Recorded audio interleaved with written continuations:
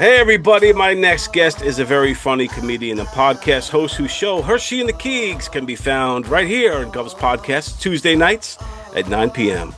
Hersh, how you doing, man? What's up, pal? This is an honor of a lifetime.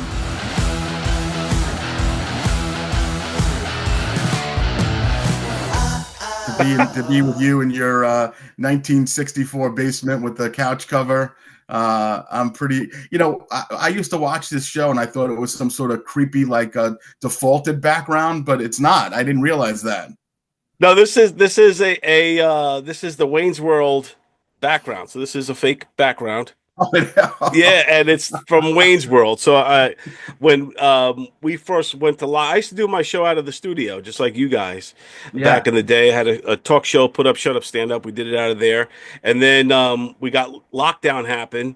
So I did an homage to the original, the OGs that were doing it in their basement, the Wayne's World guys, Wayne and Garth. So that this is their thing, and yeah, the background looks legit. Like I wish this is my real.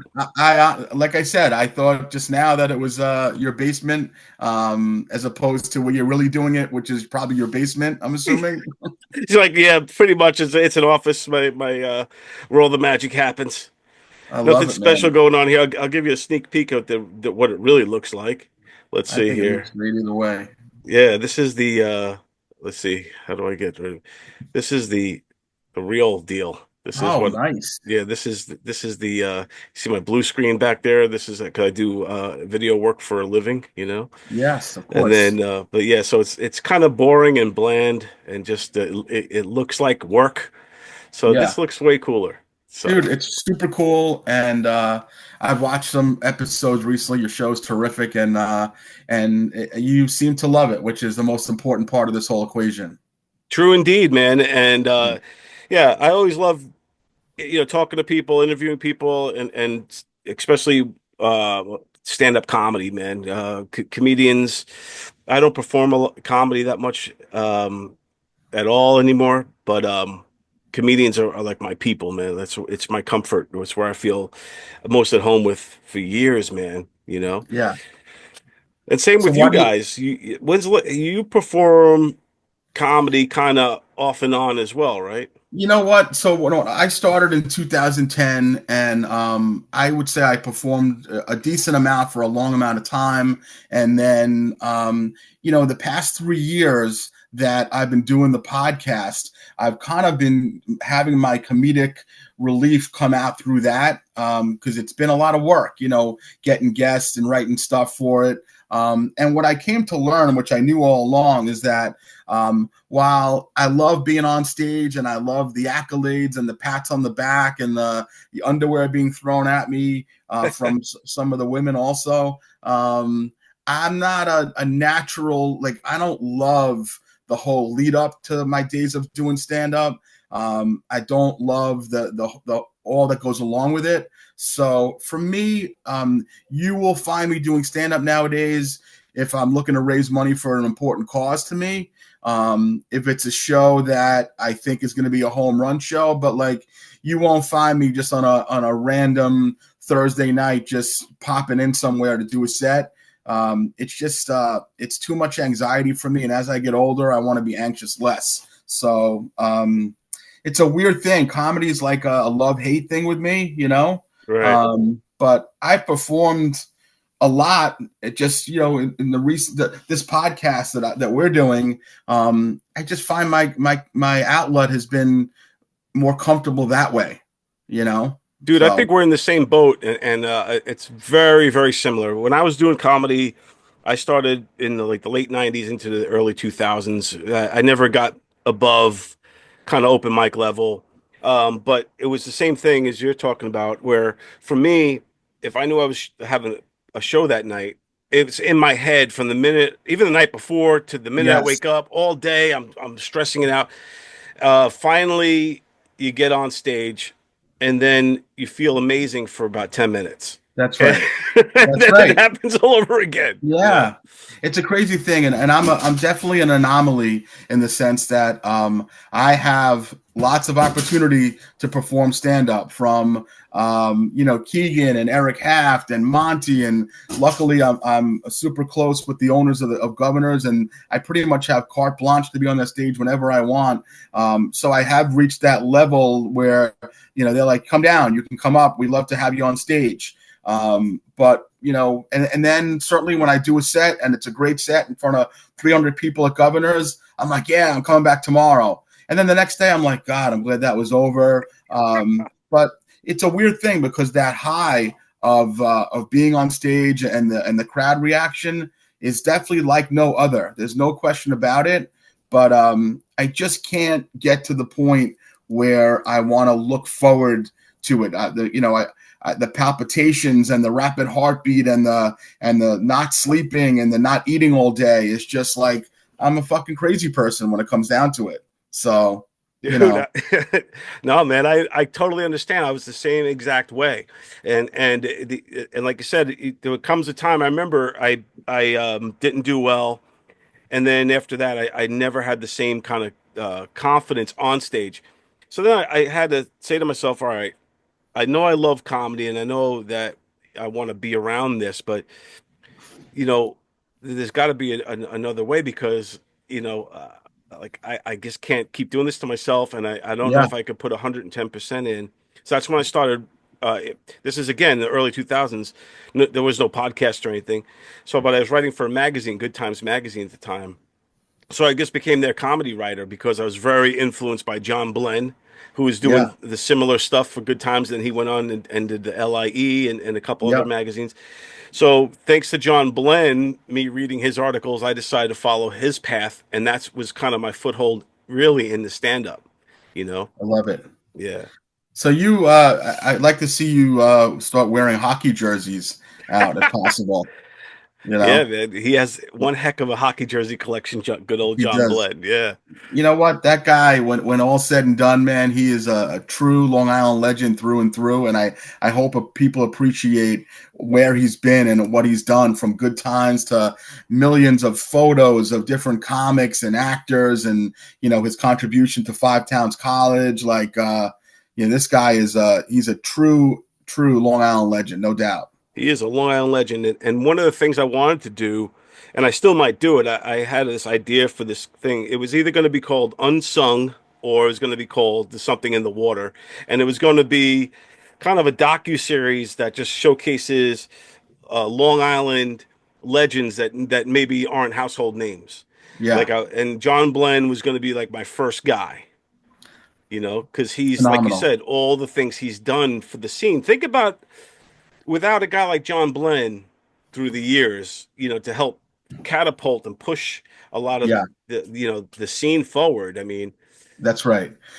If you were looking for archive photos of East Side Comedy Club or Strawberries or any of these old places, the only guy you're going to have a consistent level of photos from is going to be John Blenn and yeah, Joni man, Blenn. You yeah. know, Where do you think they so keep all their pictures, man? They must have some photo album because they're old. They're the photo album era, so they yeah. got photo albums. I would What? hope that they have tons of them. I think that there's no question if you were going to do a docu series of some sort or a YouTube series that he's going to be your number one guy. And there's others. I would say you could even fit Richie Minervini in there. Oh, definitely. He's the With godfather of yeah. So, what's funny about that? It's really a great idea because you would be able to get some really wonderful guests, I would say, for both of them because the Kevin Jameses of the world and the people like that revere both of them. Yeah. So, I don't know, man. I hope you decide to ride that one day because that's going to be slick. Yeah, I actually I was talking about doing something like that with Tony. 'Cause, me and Tony Walker. Shout out to Tony Walker. We've been doing a lot Woo-hoo. of productions lately, and we were Yeah, talking about getting into doing documentaries, and we actually mentioned this particular one. And both Minarivi and John Blenn were on the list. Rich Bransford, who ran Good Times Magazine is on the Yeah. list, and there's a lot of others too. And I even wanted to get like the people who kind of ran the Long Island Music Hall of Fame Hmm. building, do a Yeah. piece on them. So there's a lot out of great heroes out there in the entertainment. Because Long Island, dude, think about Yeah. all the celebrities Yeah. and people that came out of here. You know what? And certainly, I guess I could be speaking from bias, but I don't think so. But I don't know of a land that has produced more than, Long Island with Ray Romano, Kevin James, Eddie Murphy, Robert Klein from the area. Then you have Billy Joel, you have Billy O'Reilly. I mean, we can go on and on and on. Dude, they had Mariah Carey, Yeah. but also Lenny Bruce was from here. Right. Oh Rodney gosh. Dangerfield, that was Rodney from from Bloomfield and Bayshore or whatever. yeah, Yeah. Babylon. Yeah, Just last night when we had Steve Heitner on our show, who was Kenny Banya from Seinfeld, Valley Stream guy, and Ed Burns, the film producer, yeah, Valley dude. Stream guy, Steve Buscemi, Jim Brewer. So the if you go through all the wiki pages of the Long Island towns, it's remarkable how many people that's a documentary right there. Yeah, dude. A lot of heavy hitters Yeah, came out of this island. That's why, like you said, something in the water. Would be the title, and yeah, it'd just be super cool. But yeah, I would start with John Blenn for sure. yeah. John Blenn, number one, Minervini, number two, and then Yep. just go from there. And then it all kind of spirals Yeah. from them two guys, man. Yeah. And that, and, I think people enjoy talking about people that they enjoy. You know what I mean? So, like, if you were to call me and say, hey, we're doing a documentary about one-legged podcast host, and it's Tony Walker, I would be able to talk endlessly about what a person I think he is, what a good-hearted man I think he is. Like, I yes, could go on and I wouldn't, I wouldn't want a penny for it. I would just want to have that opportunity to talk about my friend, because what's nicer than to be able to talk about someone that you care about in a nice light? exactly, man. Yeah, Yes, like you said, we get John Blenn. It could open up the doors to yeah, finally, getting somebody, like, Kevin James on there or something like that. Interview him about, and while we have him, we'll interview him about John Blenn, Richie yeah, Minervini. yeah. We'll have him talk about Adam Ferrara, talk about everybody. Have him just. Yeah, I mean, you can certainly talk about how he literally handpicked Chris Roach out of while sitting in the back of McGuire's Comedy Club on a Thursday night, and the next thing you know, he has this guy from Ronkonkoma starring on a CBS TV show for 2 years. You know, That's the dream. that's really like, regardless of whether the show went on for a third year, Roach was a road comic who, with not a lot of acting experience for the most part, was a major player on a major television show, which is just incredible to me. Really Roach's incredible. story, that story is like the story that somebody wrote. You know what I mean? Like it's Yeah, in a movie. Like yeah, this comic performing, Kevin James is in the audience, discovers right. him, and then launches this guy into a whole other hemisphere of his career. Yeah, and let's remember that this is a guy who was a New York City police officer for a brief period of time, but then before he became a full-time comic, his main business, he worked in an adult store, selling dildos and things like that. So it's really, sometimes the jokes and the stories just write themselves, but to think that I have pictures from not that many years ago where it's Roach and my three children who are now basically grown, but he was working as a sideshow act at White Post Farm, like handing out like plastic spiders to kids, and doing a silly game show, and then to wind up where I was going to Gold Coast Studios in Bethpage to meet with him and Kevin James and all these big mockers was unbelievable, just incredible. That's crazy. And Yeah, we might have to do an episode of that show about White Post Farms too, because they launched the careers of so many. right. Right. Think about it. You got Rich Walker, you have Chris Monty, you had Roach, you have Tony Walker, all these guys that came through. It's Um, crazy. Who knew that White Post Farms was discovering so much great talent?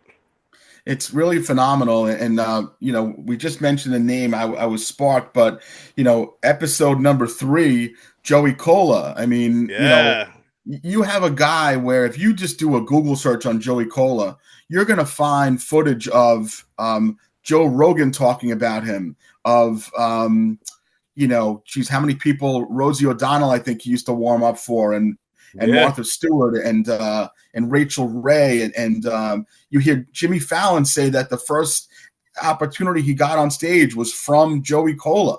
yeah, man. Like, like what? Like this It's is a guy who married with 2 kids, lives in a house in Merrick or whatever, who yeah, certainly made a decision that he was going to maintain a domesticated family life while touching the outskirts of fame, but never decided to kind of put the effort forward to be a national, actor type of thing. But he he could have. he played it. I think he played his career really well because, like you said, he's Yeah. able to have that work-life balance and still be a comedian and still have all the joys of being a comedian and still have all the joys of being a family man and a father and a Right. grandparent and all those things.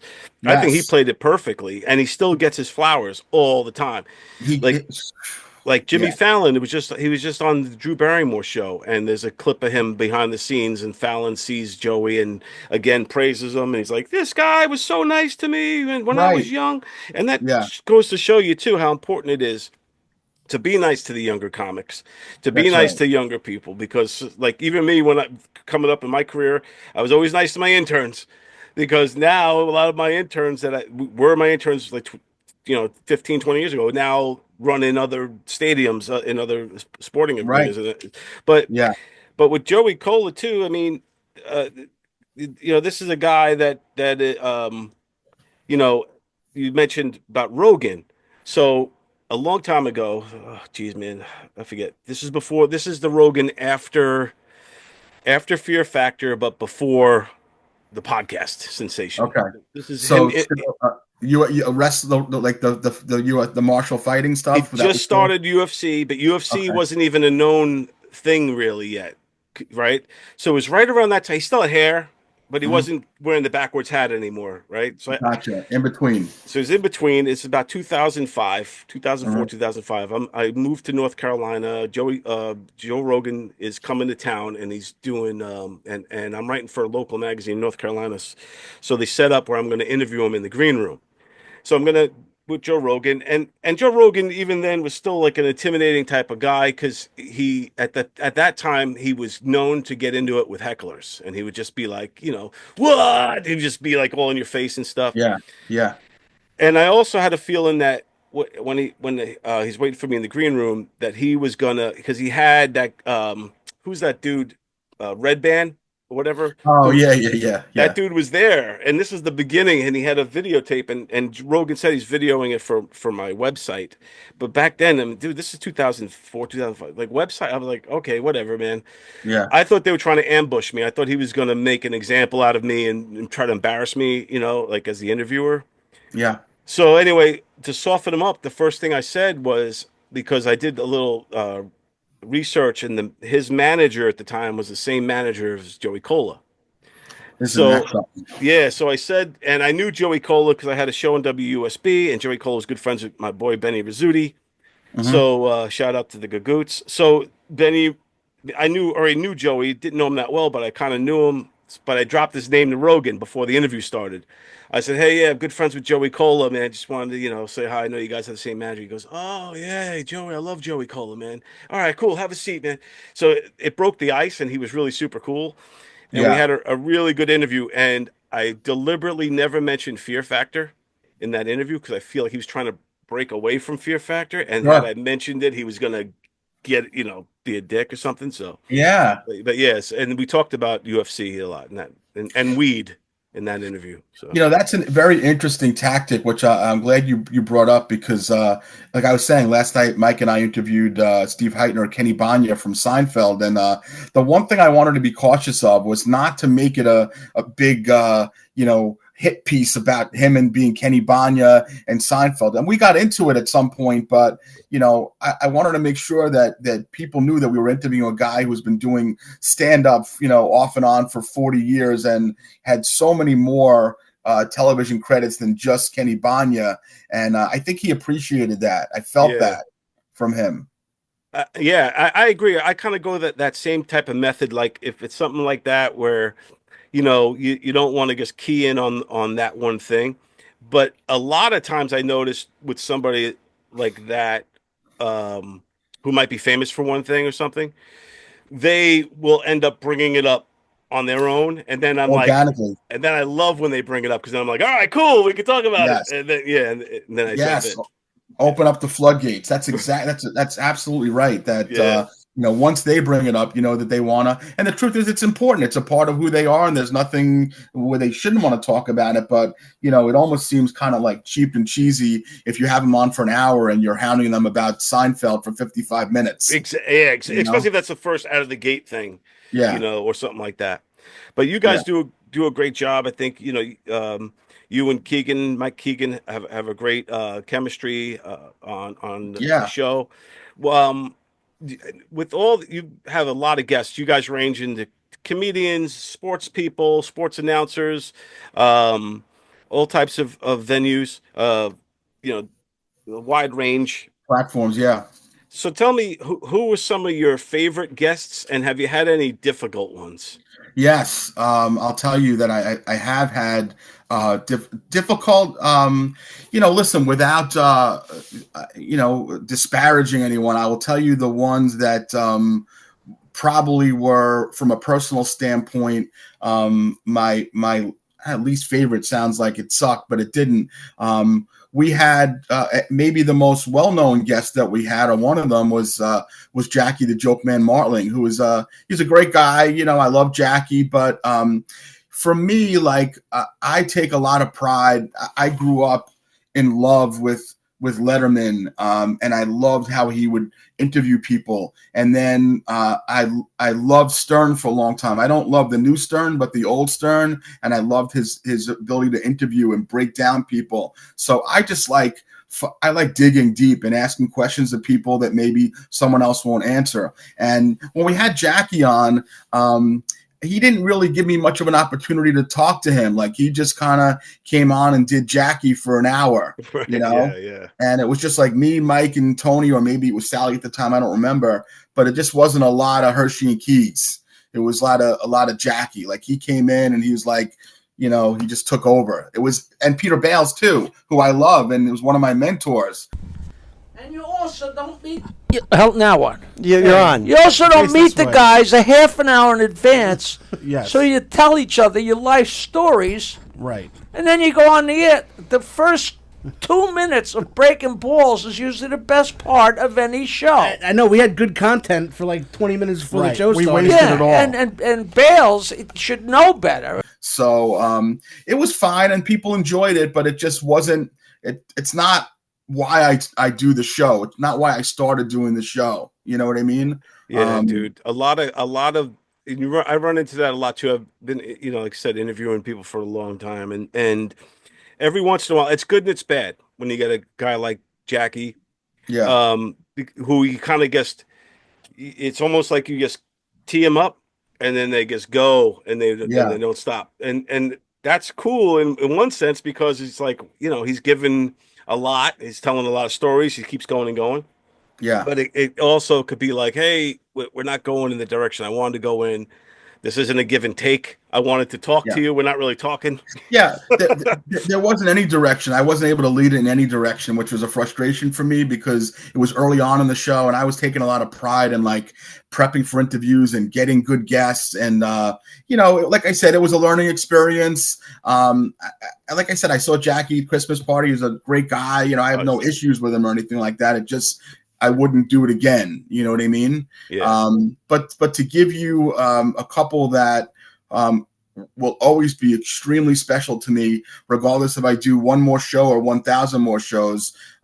Recently, we had on Kimberly Jones, who was the former clubhouse reporter for the Yankees. Yeah. And, certainly as a diehard tattooed Yankee fan, I spent many years watching her and being very fond of her. And, I don't think that she would mind if I was saying this, but she's a little bit down on her luck recently. She left her job at Newsday, which sounded like wasn't a great opportunity for her. And she even referenced during the podcast, like, hey, maybe someone will watch, this podcast and I'll get a job from it. And I'm thinking to myself, yeah, the 2,000 people that are watching, maybe we have a little shot. But I gave her, so she really, like, you just use the words give and take. Like, she would really just dive into questions that I asked her, and she really take them apart. And she would say, like, that's really a great question. And she was very giving in the interview.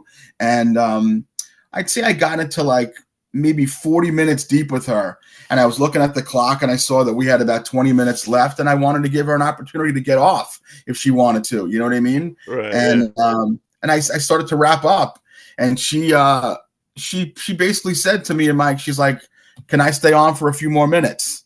She verbalized that. Like, she clearly said, can I stay on? And I was like, man, you could stay on for as long as you want, because this has been a terrific interview. And that's certainly, in the almost 3 years of me and Mikey doing the show, that was really, really satisfying, and made me stop worrying about how many sponsors I had and how many viewers and how many TikToks and all that shit that you obsess about in this business, Listen, Kim, I don't know what to say. I mean, like, this has gone better than I could ever imagine, and I had high hopes. We are super appreciative. You are wonderful, and don't forget that, please. Right on, dude.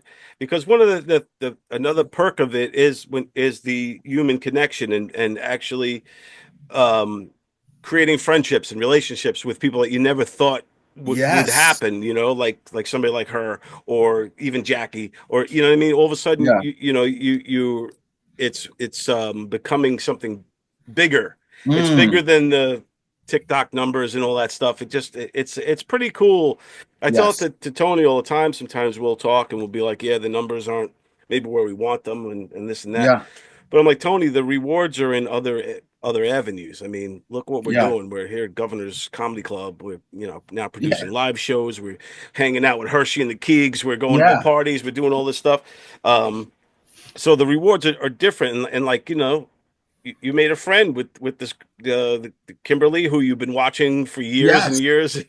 Well, I will tell you that just this week I have had just casual, friendly text messages with Kim Jones, Marc Malusis from Channel 11, Nelson Figueroa from the Mets, and Todd Zeal. Just like regular, just like, hey, what do you think of that signing type of thing? And, that's for a kid who grew up and it's still at 53 years old is rabidly obsessed with sports. That's a little pinch yourself moment. Not that not that I'm trying to say I'm Walter Cronkite, but it's pretty freaking cool. Dude, you're in the mix. And what's good about you too is you are multiverse. So you know comedy and you know sports. And I know there's a lot of comics that are sports fans, but there's a lot of comics that are not at sports at all. Right. You know what I'm saying? So for you to have both of those, I think is a good thing. And then for people to be, and also you're kind of old school too. Like you're OTB guy, right? That's exactly right. When I graduated from Stony Brook in 1994, I had a bachelor's degree as an English major and a journalism minor, and I had literally no prospects for anything in life other than that piece of paper. And I got a call 24 hours after I graduated on May 16th from a family friend who had about a year before had started a thoroughbred racing syndicate where they were buying racehorses for $50K and then marking them up to $75, and they were forming these partnerships. And he basically said, you want to, start doing some like sales calls from me and whatnot. And, I'll always say there's two things I know more about than anything in life: comedy and horse racing. I know more about those two things than anything. And I'm like, well, I'm going to be a camp counselor this summer, but at night I could go ahead and make phone calls. So I would leave New York Tech, where I was a camp counselor, during the day, and I would go to this swag office in Swank office in Garden City, and I put on a shirt and tie from 4 until 9 o'clock at night, and I would make phone calls. And within a year and a half, I was vice president of the company. We had 40 horses in partnership. We were the 7th leading owner in New York State, and I proceeded to spend the next 10 years on TV, in the newspaper, living the life of a horse racing salesman. So crazy, I know, but yeah. So I am well versed in some weird shit. That's legit though, man. Like, so when you were in Stony Brook, did you already have a love of the horses, or did that come with the job? Oh, no. So my father, may rest in peace, the great Stephen Hershman, who I always say is the funniest man that ever lived. But I would say by the time I was 6 or 7, most of my weekends were spent, if not at the track, with my old man at I grew up in Valley Stream, and there used to be an OTB that was actually right outside of the Green Acres Mall. Now, the last I heard, it was connected to it. But you would go in there on a Saturday or Sunday, and there was no smoking rules. So I would literally be riddled with smoke. I was practically a cigar smoker by 8. Like stunk like a chimney. And so I knew horses pretty well by the time I was like 9 or 10. And I think it was probably by the time I was 14, my father started me with a phone account where he put like $50, and probably wasn't the best thing to do, but I never became like a gambling addict. I mean, I'm a degenerate at 53. There's no question. And I love to gamble, but it's never adversely affected my life. So yeah. So when he came to me, he knew I was educated. He knew I was a family friend. I went to college with his sister-in-law, so he knew me for years. And he basically said, there's not that many people who fit this role of being college educated, knows the sport of horse racing, has some sales skills. And like I said, I went through that summer working camp and then the horse racing. And then by September, he put me on full time. And but within a year, I was vice president of the company, and you would read clips of me quoted in the Post and the Daily News and a lot of other wacky shit. So it was a crazy life. Yeah. You were like built for this shit. Yeah. I have a little Forrest Gump life. And, I reached a point, to be very frank with you. People sometimes wonder why I'm no longer in the business. I mean, a couple of reasons. Number one, when you're in a kitchen long enough as a chef, you kind of start to see things that you don't love. So that was one of the things. I got a little soured on the internal stuff of the sport. And the other thing is that it's a very difficult sport to be part of and be domesticated. It's a 7-day-a-week business. I would spend time in Monmouth, Philadelphia, Saratoga, Maryland, and I think we reached a point, my wife and I, where it was like, we got to figure this shit out, because that's not going to be ideal. Same reason why I don't do road gigs, why I never took road gigs for comedy. And I would say I got a call within the past year from Chris Roach, come open for me in Connecticut this weekend. Thank goodness I'm respected by some decent comics, and it's just not my MO, man. I'm a homebody. I like to be around where my kids are and sporting events and shit like that, and everything else comes second. So, but I've had some good fortune with some good stuff between comedy and podcasting and horse racing. Yeah, it's pretty neat. Dude, that's pretty awesome. And yeah, I mean, it's tough to juggle all those things.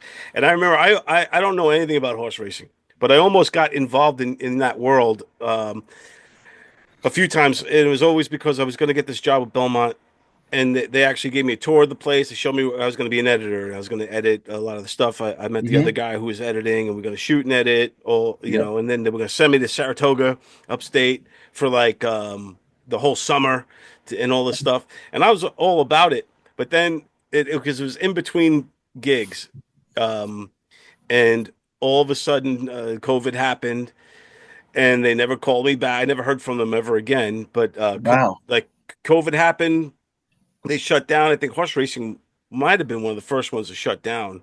It absolutely was, where they had no patrons. Actually, through that whole summer at Saratoga, they had no fans there all the way up until the fall. Yeah, man. That's So true. that Yeah. would have been my summer working for them because they were about to Summer hire me. done. Yeah, and then then like the next day or a couple days after I went for that interview, and they gave me a tour. So they walked around the track area Yeah, the inside backstretch area. Yeah, and yeah. that place is like you feel like you walked into a time machine because that place feels like the 70s or the 80s. Well, so what's interesting is that you took a walk through the 70s a few years ago, and if you go back there now and in the next year or so, you're walking through the 2040s because it's a whole new world there now. Oh, they upgrading.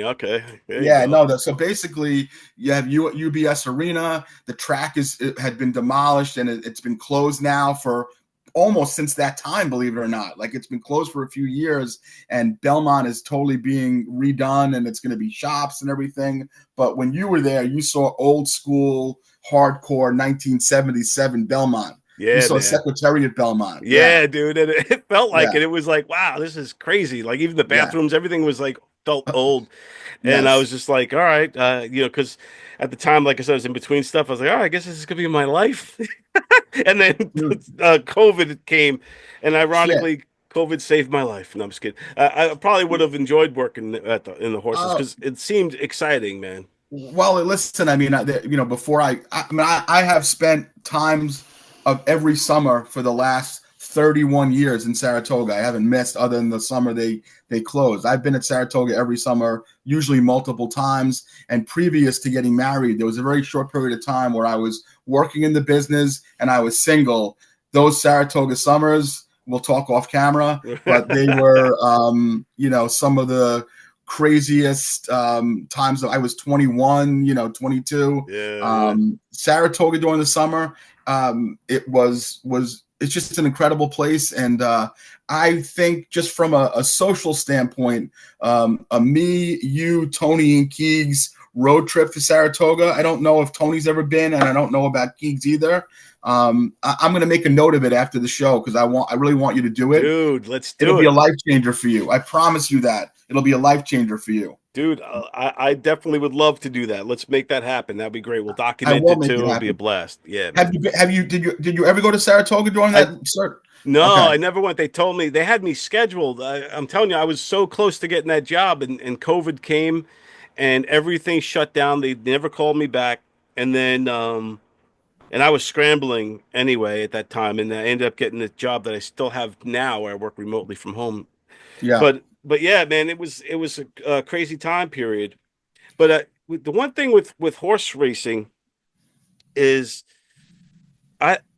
it's so stupid because you think I'm a Long Island guy. I've been to OTB a million times with my friends and my friends' parents and my dad, and stuff.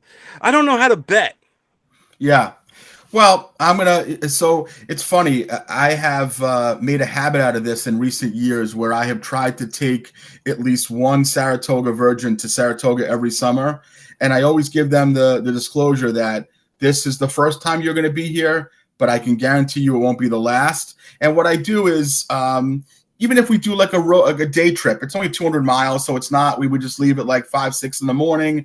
We would go, usually what my trip consists of, my tour consists of is going to the back stretch in the morning and watching the horses train on a chilly Saratoga morning. And certainly the uniqueness of Saratoga, which is different than the other tracks throughout the country, is that you don't need any sort of credentials or press or anything like that to get into the backstretch. So nice. Essentially, you might roll up to the backstretch to the training stable area and watch horses train. And usually it's almost happened every summer for the last 3 summers, I think, where I'll tell the person that I'm with that there's a legitimate chance that we're going to park next to Bill Parcells.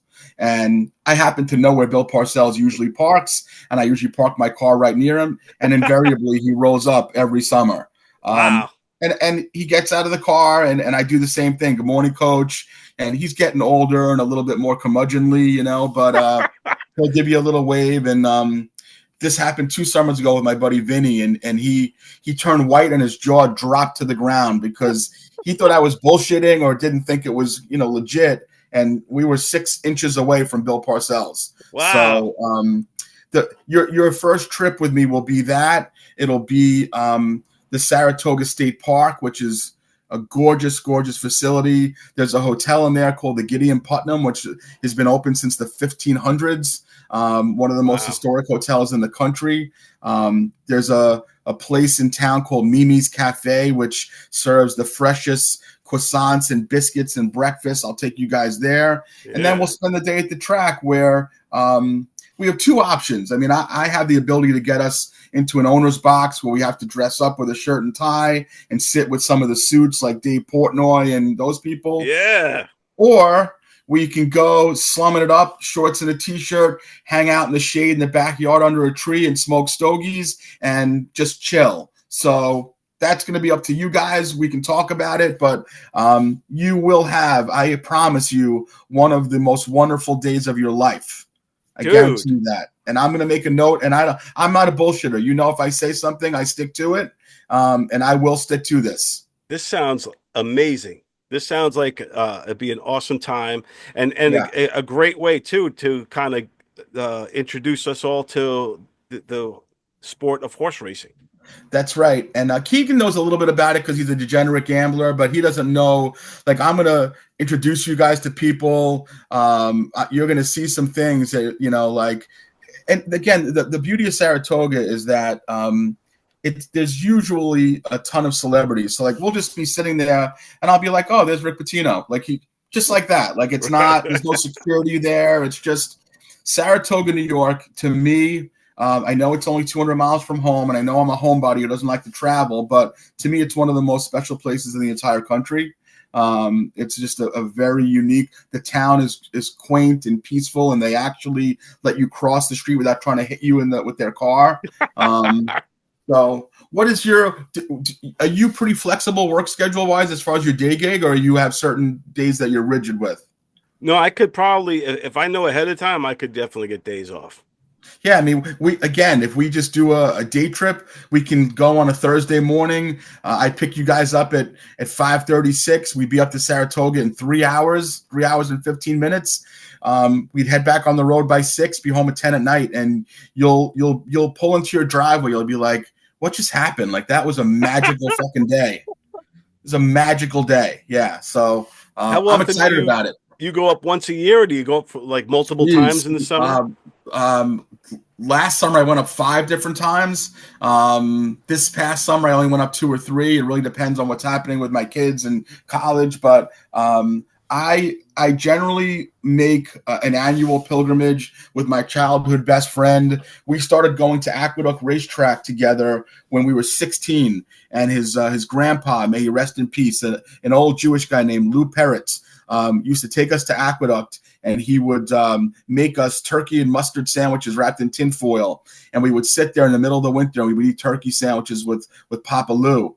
And that's awesome. So 38 years later, Dave and I still keep the tradition alive, and we go and he's a hotshot attorney up in Berkshire County, Massachusetts. He doesn't get here a lot. I don't get there a lot, but we make sure that every summer that him and I get to spend some time together in Saratoga.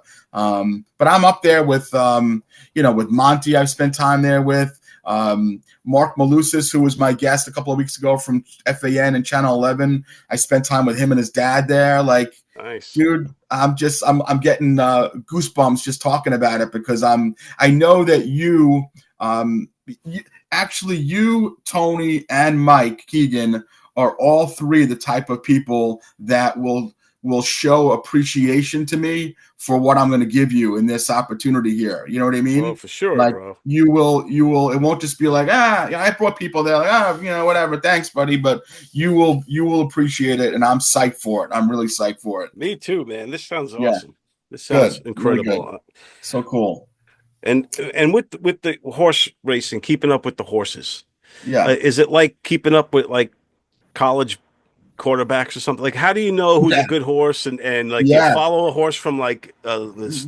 So basically, we'll probably have to do a day before a little tutorial. Like maybe I'll meet up with you guys at the studio, and I'm gonna have to give you like a Cliff Note dummy version of.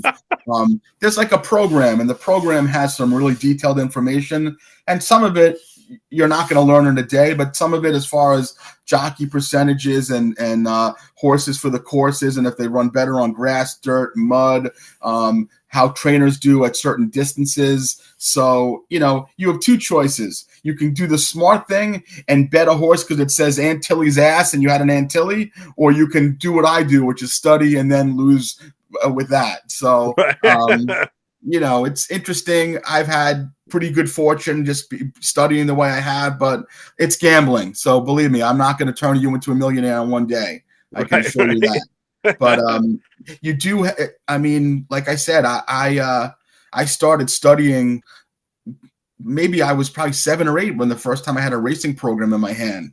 So it's definitely a language. Yeah. You know what I mean? Like just like when you talk about editing, there's a language, or comedy has a language.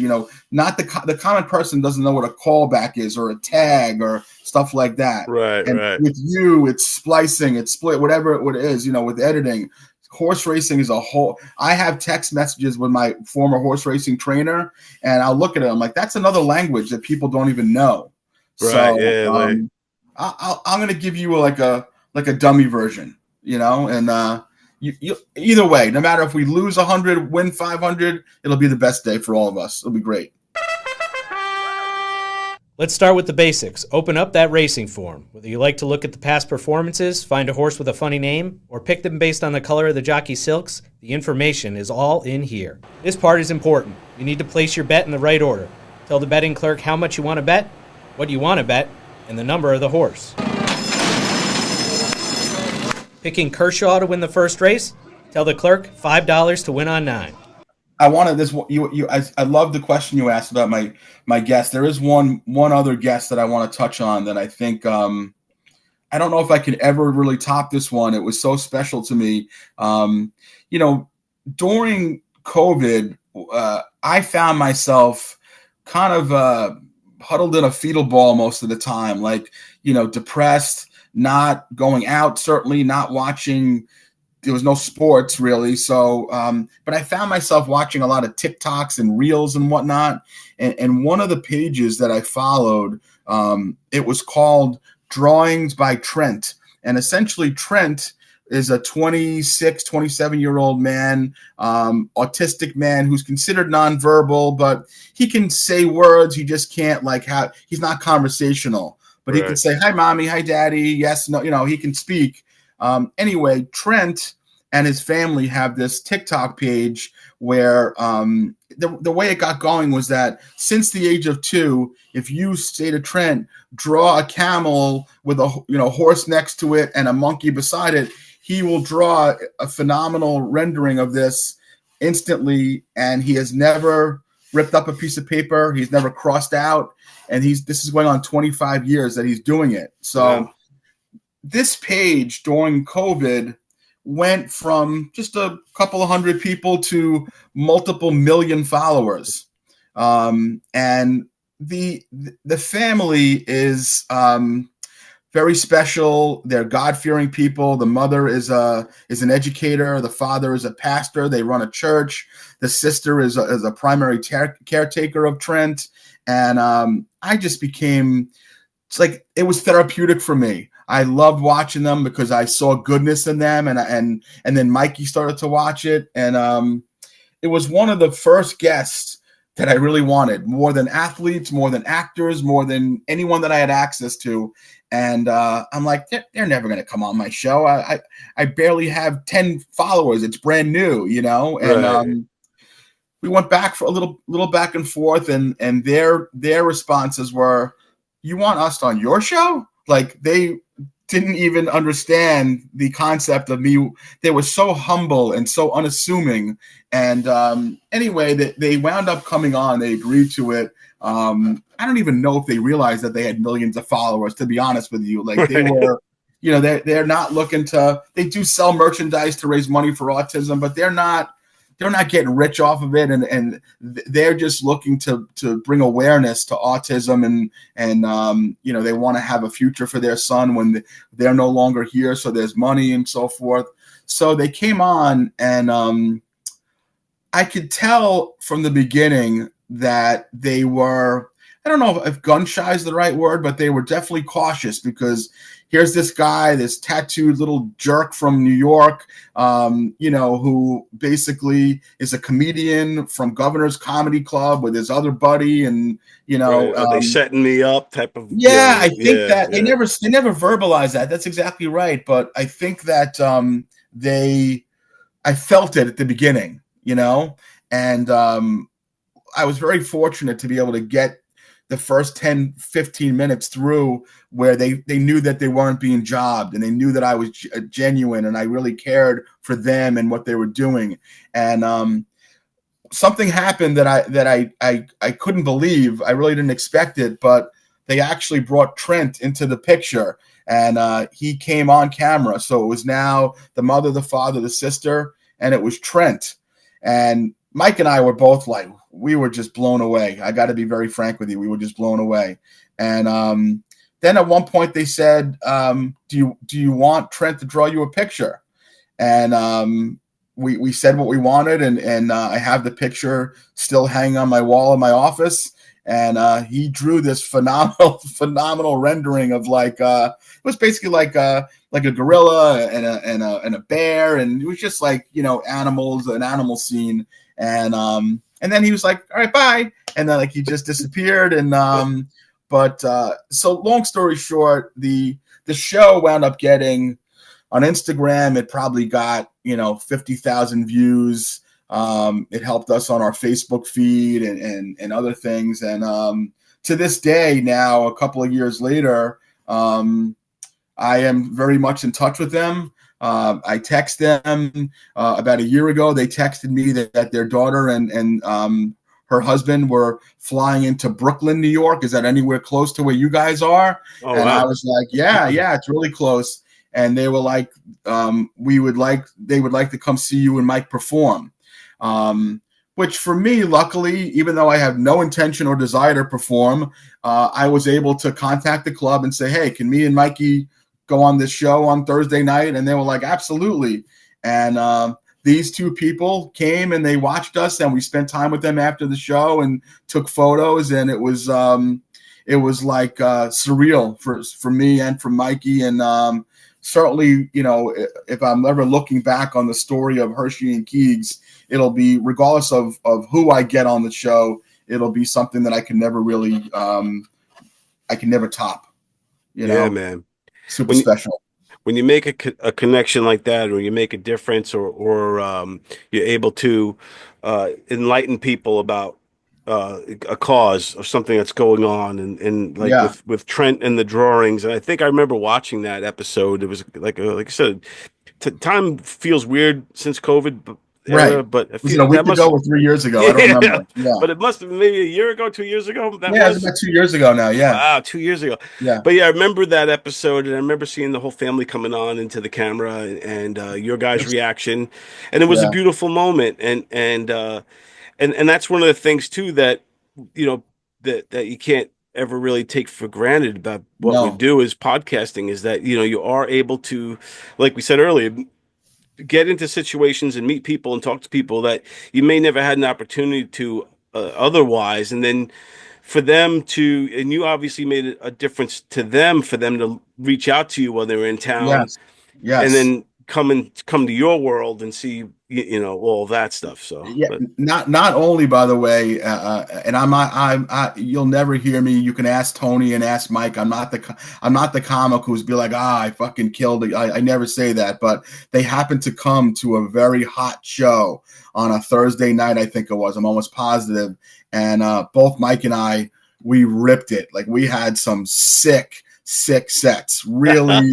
Like, we blew it out. And you know, it was almost like, I almost felt like they they were like, wow, that's like, you guys are, and listen, Mike's a more established comic than me. And I always like to, I don't know if you know the comic Matt Burke, but whenever I would come off stage and have a good set, in his very dry, sarcastic way, you'd hear Burke mumbling, looks like Hershman fooled him again.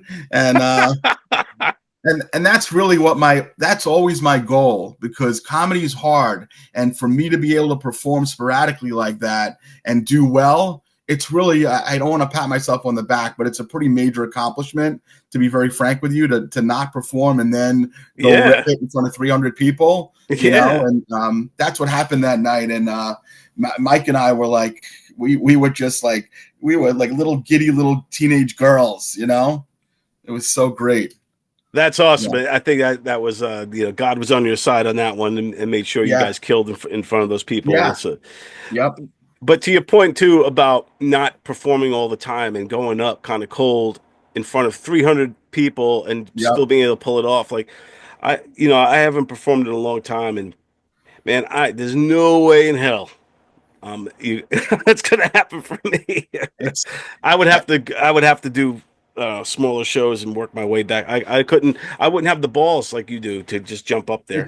It takes a lot of stress on me, and what I wound up doing, to be honest with you, is I do what I'm doing right now. I'm locked into one of my kids' bedrooms to avoid barking. I have multiple dogs and kids and wives screaming. I'm locked into my 19-year-old girl's bedroom right now. She's away at college, and I wound up sitting in front of the mirror like I am now, and I redo the set over and over and over and over again.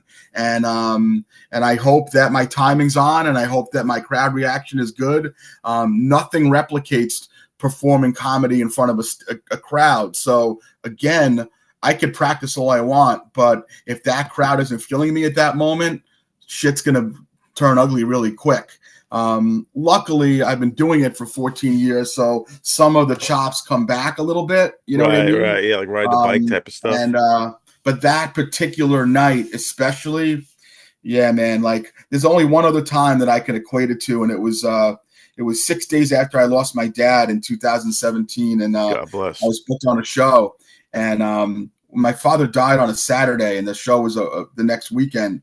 And I was like, there's no fucking way I'm getting on stage. I'm a mess. Like, I'm just, planning things. And I was getting big tattoos on my arm then 3 days later. And I was like all kinds of fucked up, And as we got closer, I got like some really, weird, bizarre courage.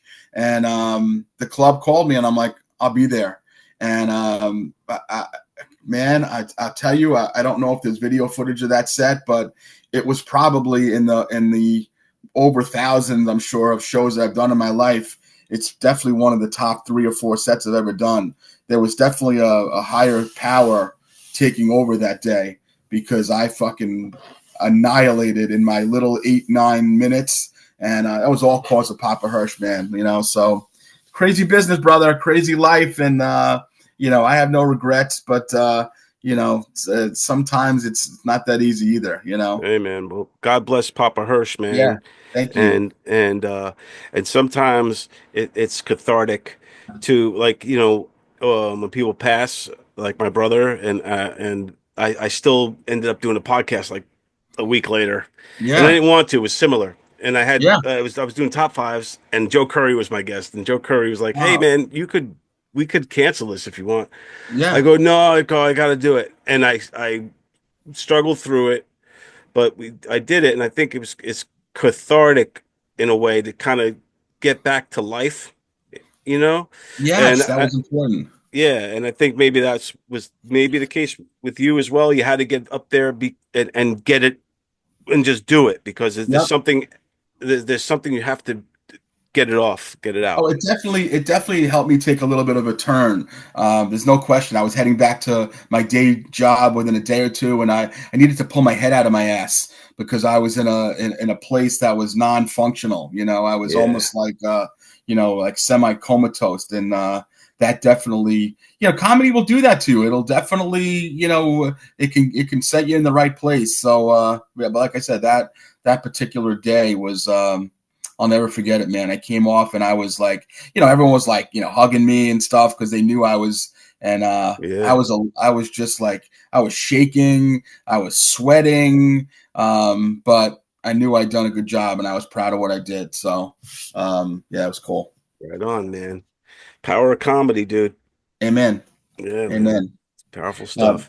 There's one other quick one, if you don't mind. I want to share a little dream come true that happened recently.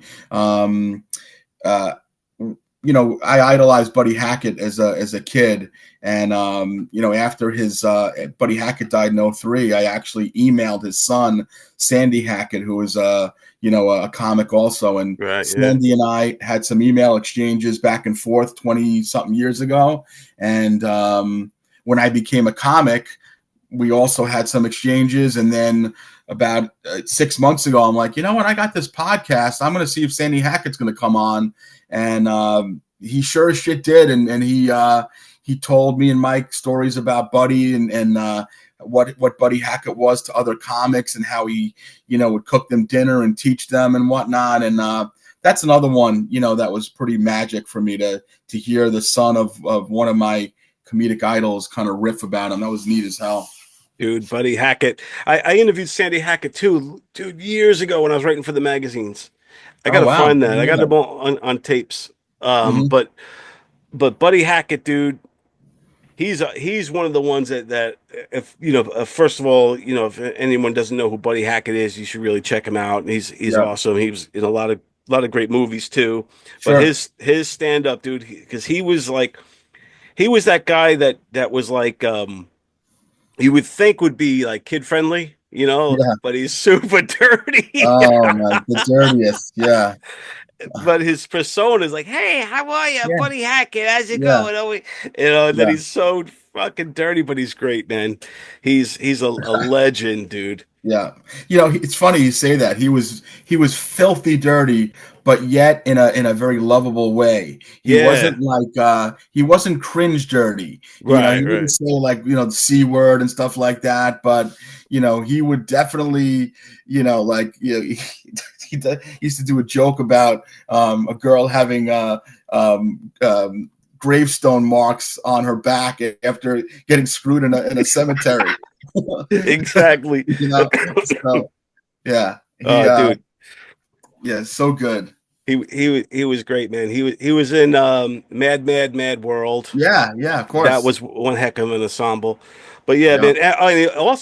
He was really close friends with Lenny Bruce, man, back in those days too. Close friends with Lenny Bruce, and I think I'll tell you, if anyone is ever looking to crawl down a rabbit hole of they just have a couple hours, all you need to do is just do a search of Buddy Hackett on Johnny Carson, and you will have 3 hours of the greatest laughter that you've ever had in your entire life, because there's nothing like it. Nothing. Dude, but like you're the same age as me, both 53 years old. We came up pretty much kind of the same way. Yeah. Back in the day, there were no Netflix specials. There wasn't really that many HBO. There was no Comedy Central. So most of us know our comedians from Johnny, like on the couch with Johnny, whether it was Rodney, Buddy Hackett, you know, who else? David Brenner. Like David Brenner. Seinfeld came up that way. Martin Short. Yeah. Absolutely. All these great comedians were just on the couch talking to him, and you know, and then he would also at the end of the show have a comic actually perform stand up. But those comedians, dude, that's how come I think we were introduced to these comedians that were like the, you know, generation before us, like these are like our dad's comics, you know what I mean? Yeah, and like Don Rickles. Yeah, absolutely. I watched, and I actually sent to Banya from Seinfeld last night because he didn't know about it. But there's a clip that I've been watching on repeat over and over again, and I'll send it to you after the show. Well, Walter Matthau is on with Johnny Carson, and as I was saying last night, the beauty and the timing and the sharpness of how Walter Matthau at the time had to be towards the end because he had on these like thick cataract glasses, glaucoma glasses. But when I tell you that he told Johnny this joke, I'm tempted to say it because it's just so great, but I'm also afraid to disgrace the legend of Walter Matthau, so I'll just send it to you. But he told Johnny this joke, and it's just you don't see people with the chops anymore like this. I mean, the timing and the cadence and the pauses, it is just such a thing of fucking beauty that it's why Don Sill loves comedy. It's why I love Marc Hershman loves comedy. It's because that's how we grew up watching these goddamn geniuses, Joan Rivers, Rickles, I mean, there's just so many. Robert Klein was one of those guys back in the day. Yep. Rich Little, Norm Crosby. I mean, these are like, dude, the best. There was a very cold-looking nurse, very stern, and he said to her, she said, well, what are you going to have for breakfast? And he said, could I have, he said, some orange juice, but you know the little cups they use for the urine specimen? He says, could you empty one of those out and put the orange juice in that cup? He says, because when I like to smell a little urine, he says, when and she's looking at him. What is this guy talking about? When I drink the orange, he says, and could you let me have 2 eggs? I like them runny. Like, don't maybe put them on the grill maybe for 4, maybe 3 seconds the most. And don't use butter. Use Crisco. Or if you have some Pennzoil. And this nurse is staring at him. He says, and give me some bacon. I want it raw if possible. I want raw bacon, and I want coffee left over from last week. She says, what are you talking about? I can't serve you a breakfast like that. He says, well, you did yesterday. It's the best. And to me, that might have been like a kind of a golden age of stand-up before the 80s boom hit. Like, you know what I mean? And like Yes. that era of comedy, dude, was just so pure. It was just, I don't know, it was just a different, a different level. Like it was Tim different, Conway, guys like that.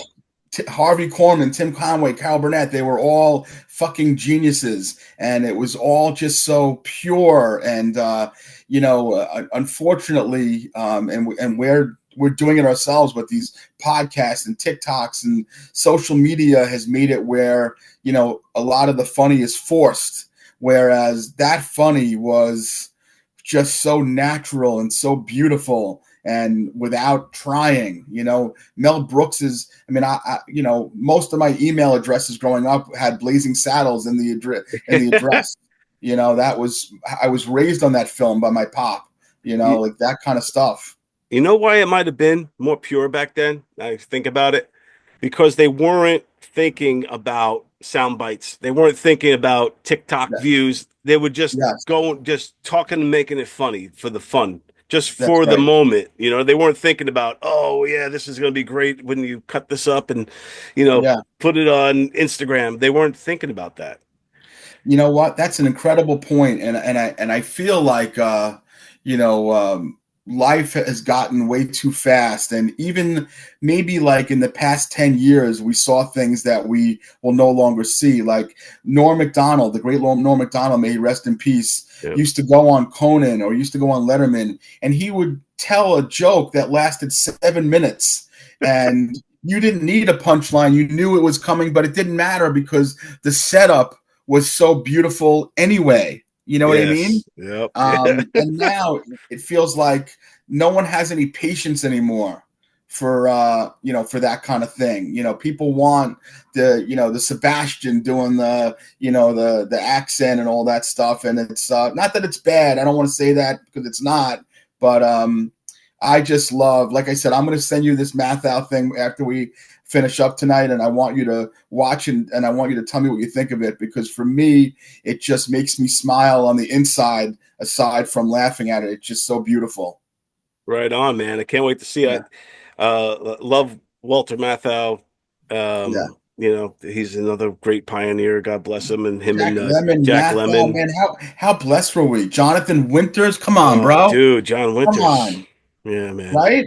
Dude, His characters were insane, his insane. improv skills. I mean, his Yeah, fishing bit was, and just those sound effects he did. right. Everything about Jonathan Winters. And again, these are all these characters, all these comedians we never would have known had it not been for Johnny Carson. We wouldn't know.